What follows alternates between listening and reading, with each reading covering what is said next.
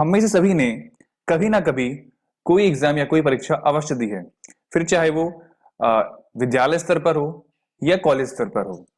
तो हमने देखा है कि जब भी कभी परीक्षा होती है तो रैंक प्रोवाइड कराया जाता है बच्चों को कि कौन प्रथम स्थान आया, कौन द्वितीय आया, कौन तृतीय आया या कौन सबसे अंत में आया। तो ये जो रैंक देना होता है इसे कहते हैं मूल्यांकन।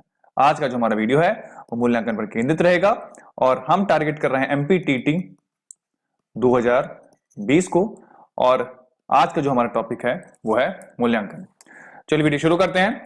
शिक्षा में मूल्यांकन वह स्थिति है जहां पर बालकों के निष्पत्ति, उनके द्वारा अर्जित ज्ञान तथा कौशल की मात्रा का पता लगाया जाता है। बहुत ही कम शब्दों में मूल्यांकन की परिभाषा।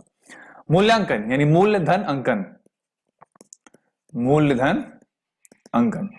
अब मूल्यधन मूल्यांकन की बात करें, दो शब्द यानी कि मूलधन अंकन से बना है और जिसका अर्थ होता है मूल्य आंकना, अर्थात एक तथ्य, किसी घटना, किसी विचार आदि के संदर्भ में एक स्थान नियत कर देना या निर्णय लेना। तो कुल मिलाकर बात यह कि किसी परिस्थिति का या किसी घटना का एक प्रकार से मापन करना ही मूल्यांकन है। इसके अलावा अगर इंग्लिश में बात करें तो इंग्लिश में मूल्यांकन को इवैल्यूएशन बोलते हैं और हिंदी में तो मूल्यांकन बोलते हैं। अब यहां पर जब बात करते हैं हम बाल विकास की, तो यहां पर मूल्यांकन हो रहा है एक बालक का, कि बालक ने कितना ज्ञान अर्जित किया है और उसके कौशल की मात्रा कितनी है। इसका पूरा जो पता चलता है वो पता चलता है मूल्यांकन से। इसके अलावा अगर बात करें शिक्षा का जो संबंध होता है वो बालक के सर्वांगीण विकास से होता है, यानी कि मानसिक, शारीरिक, संवेगात्मक, बालक के जीवन के जितने भी क्षेत्र हैं उन सभी क्षेत्र का विकास करना ही शिक्षा का उद्देश्य होना चाहिए। इसलिए कहा गया है कि शिक्षा का संबंध बालक के सर्वांगीण विकास से है। शिक्षा के उद्देश्य को प्राप्त करके बालक का सर्वांगीण विकास किया जा सकता है, यानी कि शिक्षा का उद्देश्य यदि आप जान लेते हैं कि शिक्षा का उद्देश्य क्या है, तो उस उद्देश्य को जब हम पूरा करने का प्रयास करते हैं तो बालक का सर्वांगीण विकास अपने आप हो जाता है। इस दृष्टिकोण से मूल्यांकन के उद्देश्य पर आधारित होता है। तो यहां पर शिक्षा का एक बहुत बड़ा उद्देश्य है मूल्यांकन। हम यहां पर शिक्षा की बात कर रहे हैं और शिक्षा के सभी उद्देश्य को हम जानना चाहते हैं, क्योंकि यदि हम शिक्षा के उद्देश्य को जान जाएंगे तो हम बालक का सर्वांगीण विकास कर सकते हैं। तो शिक्षा के उद्देश्यों में एक आता है मूल्यांकन। तो मूल्यांकन पर चर्चा कर ही रहे हैं हम। अब बात करें परिभाषाएं। विभिन्न मनोवैज्ञानिकों ने अपने अपने हिसाब से परिभाषाएं दी हैं, जिसमें सबसे पहले आते हैं टोरगर्सन तथा एडम्स।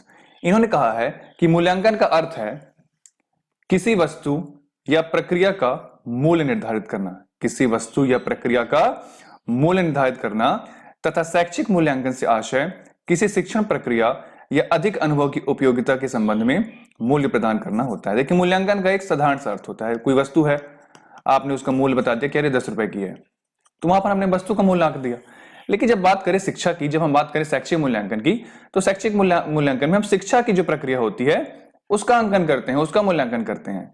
शैक्षिक मूल्यांकन से आशय किसी शिक्षण प्रक्रिया या अधिगम अनुभव की उपयोगिता के संबंध में मूल्य प्रदान करना होता है। तो ये तो हो गया मूल्यांकन का अर्थ टोरगर्सन तथा एडम्स के अनुसार।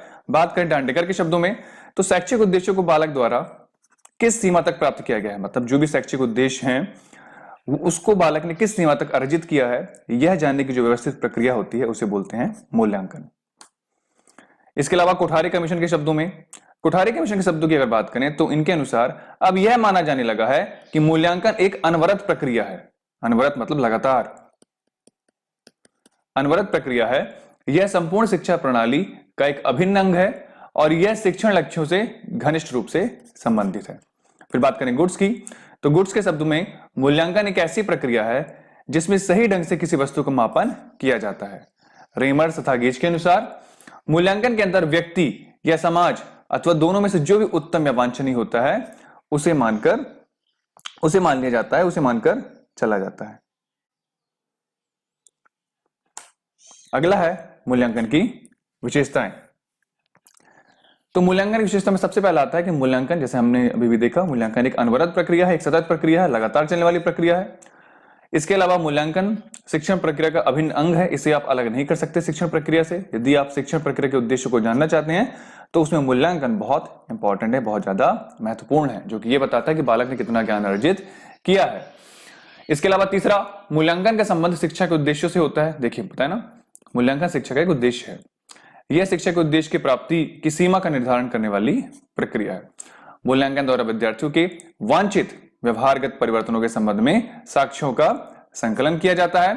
साथ ही साथ छात्रों की जो व्यक्तिगत भिन्नता होती है, जो इंडिविजुअल डिफरेंसेस होते हैं और जो उनकी सामूहिक आवश्यकता होती है, उसको भी पूरा करता है। इसके अलावा मूल्यांकन के महत्व की बात करें तो मूल्यांकन द्वारा यह ज्ञात किया जाता है कि शिक्षण उद्देश्य की जो प्राप्ति है वो कहां तक हो सकी है। मूल्यांकन द्वारा निश्चित किया जाता है कि इन किन विशिष्ट उद्देश्यों की प्राप्ति नहीं हो पाई है, मतलब जो भी विशिष्ट उद्देश्य प्राप्त करना था तो कहां पर नहीं हो पाई है, ताकि उपचारात्मक अनुदेशन किया जाए, मतलब समस्या का हल निकाला जाए। इसका मतलब होगा कक्षा में छात्रों का रैंक देने के लिए स्तरीकरण, मतलब रैंकिंग फर्स्ट सेकंड थर्ड मूल्यांकन करने में भी महत्वपूर्ण भूमिका है मूल्यांकन की।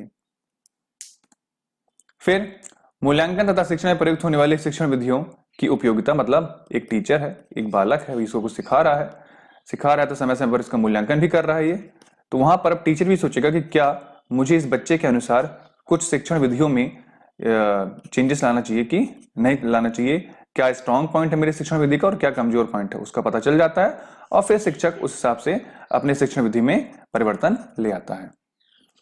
छात्रों की व्यक्तिगत भिन्नता एवं सामूहिक आवश्यकताओं को पूरा करना, ये ऑलरेडी पढ़ चुके हैं हम। अध्यापक की शिक्षण कुशलता तथा सफलता की जांच करना मूल्यांकन के अनेक दोषों को, माफ करिएगा यहाँ पे ये नहीं होगा, मूल्यांकन के अनेक दोषों को दूर करने में सहायक है। तो ये था हमारा आज का वीडियो जो कि मूल्यांकन के बेसिक पर था।